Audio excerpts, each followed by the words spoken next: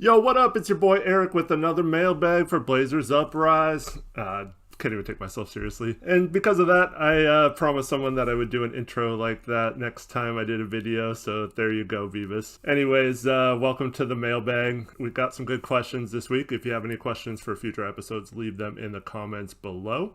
And let's get right into them. First question comes from Malcolm Bugnoli. He asks, hey guys, I was wondering if you guys think CJ and Nurk can finally make an all-star game this season. There is a outside chance. I think Nurk has a little bit better chance just because there's 3 front court players versus 2 guards. I know there's a couple wild card spots, but the competition is stiff for both of those guys. It's going to take a really special, at least first half of the season before the voting for the All-Star game concludes. So we'd have to be looking at a situation where we are up near the top of the West and one of those 2 guys is really dominating for it to happen. My guess is Dame's pretty much a lock to make it, assuming he doesn't get injured or anything like that. So I'd say no, neither of them make an All-Star game this season. I would love to be wrong about that, and those guys just dominate and are so good that they both make it. But yeah, it's highly unlikely with how many good players there are in the West. Next question is from Randall Pink Floyd. He asks, what lineup will maximize Melo's strengths while hiding his deficiencies? I think it's not necessarily the lineup as much as his role in that lineup. So if he's playing with the starters, I'd like to see him more as the setup guy in the corners, so he can just spot up, shoot 3-pointers, draw some defensive attention away from the middle of the paint. And I feel like when he posts up, it does create a little bit too much clog, especially if he's in there with Nurk and some other players. I'd like to use him off ball a little more. We have some other questions, which I'll get more in depth to that. But yeah, with the starters, I just don't want to see him like pounding it to Melo in the post. I'd rather they just, use him more of a spot-up shooter. And he was really good shooting the 3 last year, pretty efficient that way, less efficient on post-ups. So that's what I'd like to see. And if he's going to be doing post-ups, I like his role as a scorer off the bench. You know, our second unit hasn't been the greatest in previous seasons, so just having a guy that can get you buckets and not blow big leads when our bench comes in, allow Dame and CJ to get a little more rest, I think that's going to be a good weapon to have this year. And Melo can definitely do it. I know there's some questions on whether he will enjoy that role and be happy there, but I think the fact that he was willing to resign knowing that that could be his role bodes well for that working out. And I think he's just going to come in and help this team whatever way he can. And I believe that's with the bench unit and him being the man in our bench lineup versus being like the 3rd or 4th option in our starting lineup. Randall Wellman asked a question that's kind of similar to that. Just wanted you guys to kind of break down our rotations and how Ennis and Melo are a match made in heaven off our bench. They are very good bench pieces. I wouldn't say it's a match made in heaven because they're mostly offensive players, not necessarily defensive players. I will say that Melo looks like he has kept his weight off on the offseason, and it's a very good sign that he showed up seemingly in shape, ready to go. He played decent defense in the bubble, so that gives me hope that that can work out. It looks like Derrick Jones Jr. is probably going to be on the path to starting, at least initially. I would like to see him more with Ennis and Melo just because when you post up Melo or Ennis, both Ennis and DJJ are very good offensive rebounders, so I'd like to see them being able to crash the boards together. I feel like we get a lot of offensive rebounds that way, but also Derrick Jones can help overcome some of the defensive liabilities of both Ennis and Melo. But yeah, I'm really excited about our bench this year. Our rotation overall, I think the starters will end up being Dame, CJ, Derrick Jones, Robert Covington, and Nurkic. And then we'll have a bench lineup where we feature CJ as the point guard like we normally do, and Gary Trent, Hood, Melo, and Ennis, at least initially.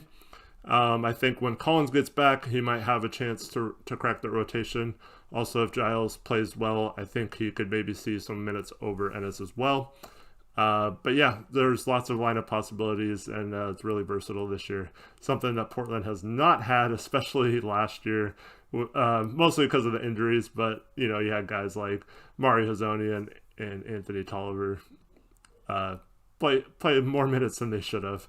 So yeah, it's going to be nice to have actual rotations this year. And yet another question along those lines, Austin Wack asked, here is a question.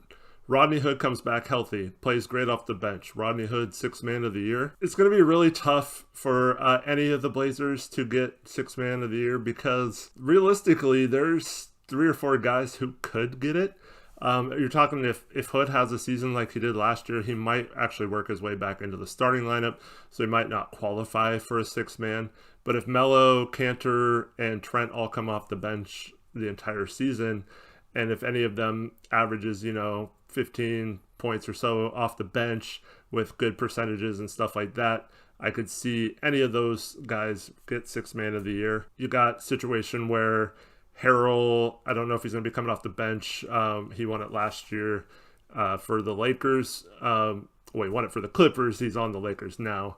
And then you've got Lou Williams still on the Clippers. He's always a threat to win it. Schroeder, who was in consideration for it last year as well, is also on the Lakers, and he's probably going to start. So I don't know. There is a good chance that if one of those guys really shines in the second unit, that they could get some consideration for sure. I'm just not sure if Hood will qualify or get enough minutes due to the injury to beat out even some of his own teammates for that award. Our next question comes from Neo. He says, with so many versatile players this season, what plays do you think should be featured more in our offense? I'm personally expecting some Nurk, CJ, Dame lobs to a cutting DJJ/Rocco, or a Hood Melo side pick and roll, just like we used to do with Batum and Rolo. Yeah, that's going to be the key to this season, I believe, is off-ball movement and not stagnating the offense, not standing around watching guys try to go one-on-one or ISO, or just watching the pick and roll from the top. I'm hoping we come up with a lot more creative ways, because once you get to the playoffs, our offense works great in the regular season. But when a team has time to study for you and you're playing them up to 7 games in a row, an ISO-heavy offense does not necessarily work. A pick-and-roll heavy offense is easy to shut down. We've seen teams take away Dame in playoff series, and we don't really have a counter to that. And our offense, despite being really good in the regular season, has never been a top offense in the playoffs when it matters.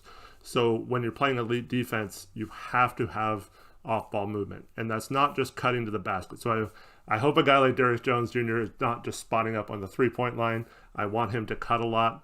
I think that is there in our offense. You can catch teams off guard by cutting. You can, do so many things off ball, whether it's setting a back pick for someone to go backdoor, or you can have them curl off screens or set like double screens or flare pin downs. I mean, there's so many things you can do. And with so many options, so many different scorers, we have guys like Rodney Hood that shot almost 50% from 3 last year. Gary Trent was amazing in the bubble shooting the 3. Melo shot the 3 well. CJ and Dame, are going to shoot the 3 well. So there's so many options. Robert Covington now. You got guys who can shoot the 3. So now it's just not a situation where you just want to shoot the 3. You want to set that up to make it better shots from 3 by having a lot of cutters and action and screens off ball, instead of just running a pick and roll, and if it's not there, like kicking out to a shooter. Obviously that offense works a lot of the time. I just wish we had a little bit more movement and stuff like that. And we better see that, because if you sign a guy like Derrick Jones and you expect him to be a spot-up shooter, that's like the wrong fit for him. So, and that's why I was a little disappointed when we signed him instead of other players, knowing that I was a little unsure of if we'd make the necessary adjustments to fit a guy like that into our offense. But I think if we can, it'll lead to a lot more success in the playoffs. I just don't know if it'll happen or not yet. Really looking forward to seeing if it does. Bryce Tenney asks, is a blockbuster trade on the horizon? I'm assuming since it's a Blazers channel, you're asking about the Blazers. I would say over the next month or two, there's basically a 0% chance of a blockbuster trade. Obviously, it could change if someone like Giannis or Chris Middleton or a player of that stature became available. Then, of course, maybe we have a shot at getting one of those guys. But I would say, as of right now, the roster is pretty set. We came in just below the luxury tax line, so we will not be a tax team this year. There's not a lot of tradable contracts right now because we're probably not going to trade Robert Covington like right after we got him. That doesn't make a lot of sense. And the players we signed in free agency aren't allowed to be traded until later on in the season, closer to the trade deadline. So yeah, there's not a lot of players to trade out, or there's not a lot of big name players available right now to trade for. So, I mean, I guess if like a James Harden became available, that might be something the Blazers inquire about, but I also don't know if they're trading Harden why they'd want like CJ, which would have to be who we included for him. So yeah, just not a lot of blockbuster trades that make sense at this time. I think the roster is pretty much set. You'll see some tweaking of it if it's not working out, or if it's obvious that we have too much depth and we need to consolidate a little bit near the trade deadline. But yeah, definitely not a blockbuster trade for the Blazers, at least in the next couple months, I would say. All right, NBA Forever and a couple others of you had this same question. Literally happened right as you posted this, but what do you think of Russell Westbrook, John Wall swap? Houston also got a 2023 first-round pick. What are your thoughts on this trade? How was it beneficial or a detriment to both teams?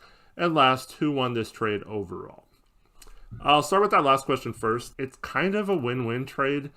As much as I didn't think Russell Westbrook had any value, and as much as John Wall could be a complete waste of space trading for it, because you don't know how he's going to recover from multiple injuries over the last few seasons. The thing with Houston, though, is they found out that Russell Westbrook really didn't have any trade value. So worst case scenario, you have a situation where John Wall doesn't really play much or is limited on how many minutes he can play. And in that case, I kind of like Harden on his own instead of playing with a guy like Russell Westbrook. I never thought that fit was good. You can't play Westbrook off ball, and you can't play, I called him Westbrook, I know, it's just a habit. But you can't play him off ball, and you can't really take the ball out of Harden's hands. So I feel like Harden is better with just playing with shooters and lesser players than he is with a guy like Westbrook. So, yeah, I kind of feel like even though John Wall's not even a great shooter, I think he's a decent shooter, and he could fill that role. He's the type of guy who won't hopefully take shots away from Harden like Westbrook did. Westbrook tried to act like he was the second alpha, whereas John Wall, I think, will be a little more humbler now that he's had some time to sit and watch games for a couple of years. And I think he'll just be a better fit on that team. It's hard to say either team like did great with this trade, even though I said they both won. It's just a weird feeling because, like, from a Washington perspective, they didn't have Wall last year, so they're basically adding Westbrook for free to their team, and they both had the same contract. So if you're worried about either team having that money on their books for several years, it doesn't really affect it either way. The problem is Houston could have probably traded Chris Paul for John Wall straight up last year, and not given up all those picks. So that's the problem, is that they gave up all the picks for Westbrook to begin with. And if they didn't do that, their future wouldn't be all messed up right now, and they could still possibly have John Wall or still have Chris Paul, who's better than all of them. But I thought, given that situation and what the new GM for Houston was put in, it was a good move. But at the same time, Washington, like I said, didn't have Wall playing, so they're actually adding Westbrook to a roster that was 9th in the East last year. I know they lost most of their games in the bubble, so that might have knocked them down percentage points below Charlotte. But I think this maybe bolsters them into a playoff berth. Westbrook, for all his faults, is a really good regular season player. I just don't trust him in the playoffs. And his shooting is really a detriment to a team when everything's on the line. And you saw against the Lakers last year, they flat out just left him wide open on the three-point line, and that killed Houston in that series. I don't really like the fit on either team, but it's also, I think, better than their situations they were in, if that makes sense. So yeah, it's a weird trade where it's like not a good trade on paper, but like I think each team is a little better than they were before they made the trade. So we'll see how it pans out. But yeah, just a really weird trade. Over the last few off seasons, we've had a lot of player movement, a lot of big names changing teams. And it makes it really kind of fun to, see new faces in on new teams. I think this creates a lot of cool storylines that obviously if Westbrook just stayed in Houston wouldn't quite be the same. Best part about it is with such a short off season, we find out in just a few days what's going to happen. So really excited to see the season start. And I'm hoping there's not too many issues with the virus and everything so that we can actually watch some basketball. All right, that's going to do it for this episode. Thank you so much for watching. If you have questions for future episodes, like always, leave them in the comments below. If you want to check out our post-game shows after the preseason games, they'll be over on our other channel, Blazers Uprise Live. And then once the season starts, we'll have our post-game shows on this main channel, along with other video content. You'll be seeing a lot of us over the coming months if you want to, and hopefully that's a good thing because the Blazers should be having a pretty special and memorable season, a lot more so than last year. We had a lot of downer post-game shows with losing to some pretty crappy teams, and hopefully that's few and far between this year. But anyways, that's going to do it. Have a good day, everyone. For Blazers Uprise, I'm Eric Brandt. Peace out. Go Blazers.